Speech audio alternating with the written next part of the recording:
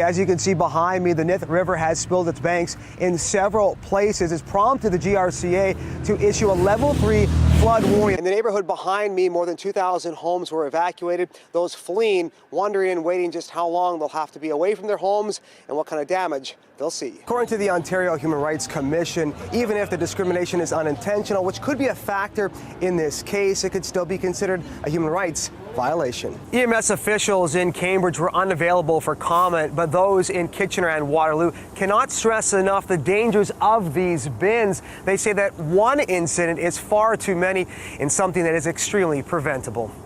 This is where we sleep. It's a story of heartache and heartbreak. We've missed all the Christmases, birthdays, every occasion because we've been living in our van. This is crimes against humanity. This is our blankets. For 3.5 years, 57-year-old Sandra Graham and her common-law husband, 59-year-old Jerry Power, have been living hand to mouth and living in this gray minivan. As Canadian citizens, we shouldn't be out here. We had a good life and we're here in this van. I make $553 every 2 weeks from this insurance company, and I'm willing to pay something. We practically had pneumonia in the winter time. How they got here is a complicated story. One that involves Sandra getting hit by a car while cycling, a lengthy battle with an insurance company, We had no heat all last winter. and an unfortunate eviction from their apartment. We've endured minus 35-degree temperatures in the winter, going from that to 35 above. People say to me, well, how come isn't he working? We don't have a shower. We don't have the amenities to be able for me to be able to go to work. They tell CTV News both are unable to work, yet have been denied social assistance, citing the $1,100 a month insurance payout Sandra gets each month. The cheapest rent for a one-bedroom, even a bachelor here, is $900. Still not enough to pay for food and rent. This could be anybody's story. The Region of Waterloo Housing Division is aware of the situation and says the couple are on a long wait list. So our housing system has a number of challenges. One is that we don't have a lot of the supply of housing that we're looking for. So a lot of people are looking for one-bedroom units. For everybody on the wait list, we're not meeting their needs, so we're falling short. CTV's Tyler Calver joins us from Caledonia tonight. Tyler, you've been hearing about the impact Don and Spencer had on that community. Megan, people here tell me that Don and his son Spencer would do anything for anyone. Don spending countless hours as a volunteer, most notably as a football coach. Spencer following close behind in his father's footsteps. The two were inseparable, both sharing a passion for sports and helping those in need. Spencer would have been about 7 or 8 in this picture, and that's when father and son were both the happiest, was when they were together at the field. Allison Hodge is among so many people mourning and grief-stricken. It's immeasurable. They will be missed. Remembering two people she says were heroes in the community. They loved people. They loved to talk, always had a smile, never without a smile, either one of them. Wednesday morning while running errands, 59-year-old Don Edwards and his 18-year-old son Spencer were killed in a head-on crash on Highway 6. It's the community hard, and the community is suffering, and it's sad loss. Haldeman County Mayor Ken Hewitt says Don Edwards was not only a longtime football coach, but a friend to everyone, including him. He says Don volunteered on Hewitt's re-election campaign. Don was, part of that community in so many different ways, not just a coach, but a mentor, a leader. This is a young Don, circa mid-90s. Don was active with many charities, including the Wilsons Friends of Football, where he helped raise more than $100,000, which provides yearly scholarships. Son Spencer helping sell tickets at each event, modeling his life after his father's. He was very protective of his sister. They were very protective of one another. And for a father and son that gave so much, the community is giving back. Already close to $40,000 in an online fundraising campaign has been collected for a family trying to understand this tragedy. I'm sure now they are together at the most beautiful field and tossing the ball around. Today, MPP Michael Harris reported to Queen's Park. Yesterday, I let them know that I was coming in. I had a statement today. But it wasn't business as usual.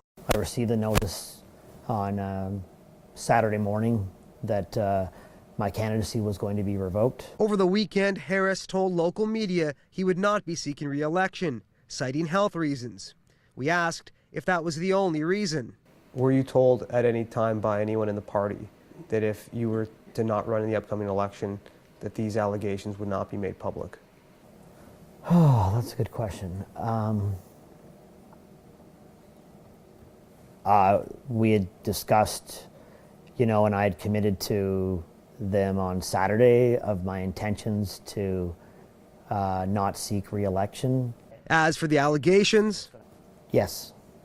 Look, 6 years ago, I regretfully had an embarrassing, inappropriate BBM conversation.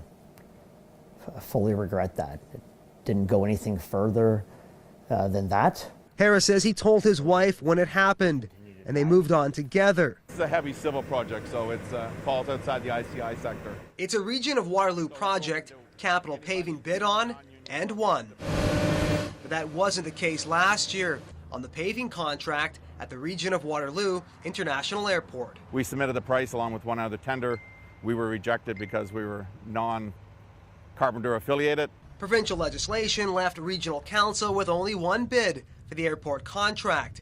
That bid coming at more than $658,000. Yet Capital Construction's rejected bid just over $524,000, a difference of more than $134,000. Absolutely not fair. It's like if you go to buy something at a store and you're going to pay 30% more, you're not going to buy it. We're willing to work with any contractor. The Carpenters District Council says the legislation is beneficial to local workers and the cost is fair. The idea that somehow the region isn't getting value for money and isn't getting competitive bids is just wrong.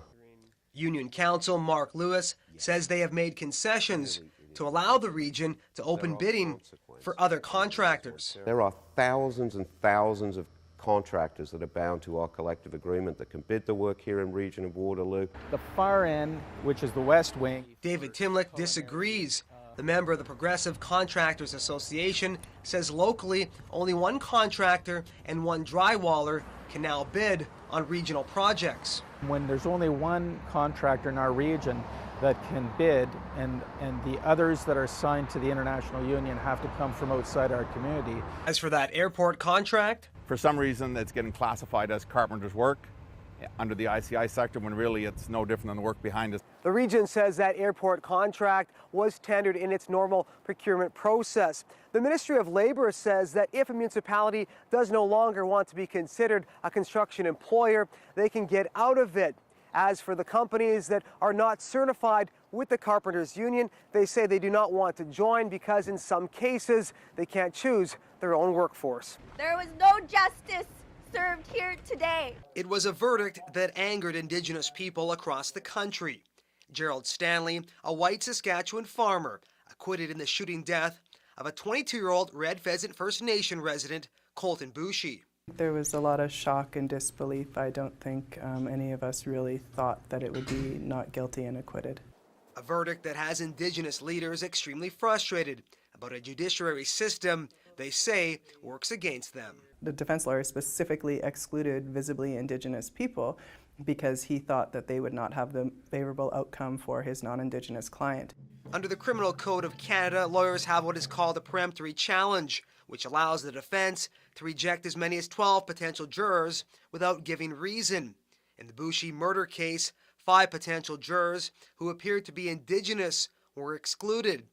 12 selected, all white. Statistically, that jury isn't a jury of anyone's peers because it's not representative of the ethnic composition of the province. University of Guelph political sciences professor David McDonald specializes in Indigenous relations. He says there's a problem with the judicial system. It failed Indigenous peoples, but I don't know if it failed. According to University of Guelph professor David McDonald, that if a potential juror can be excluded simply because of how they look, then there shows to be a clear indication of bias in the Canadian judiciary system. This is the problem, is that it is working within its normal parameters, and yet it is still highly discriminatory. So yes, it's failing, but it's still operating within the parameters that we're setting. So we've got to change those parameters. We don't know the